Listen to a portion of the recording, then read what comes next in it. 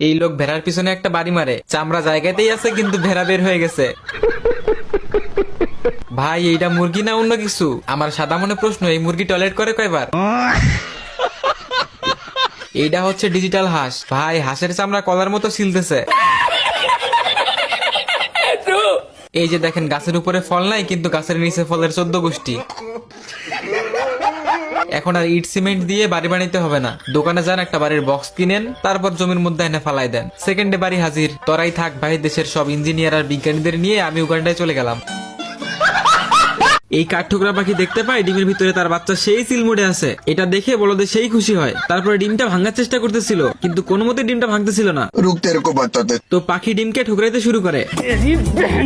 কাঠঠোকরা বাচ্চাকে আদর করতেছিল। মেন কথা হইতেছে এই পিচ্চির অনেক ক্ষুধা পাইছে, আর ক্ষুধা পাইলে এই পিচ্চির মাথা ঠিক থাকে না। তো কাঠঠোকরা পিচ্চির জন্য খাবার নিয়ে আসে। ভাই এই পিচ্চি খাবার তো খাইছি, সাথে চামচও খাইয়ে ফেলছে।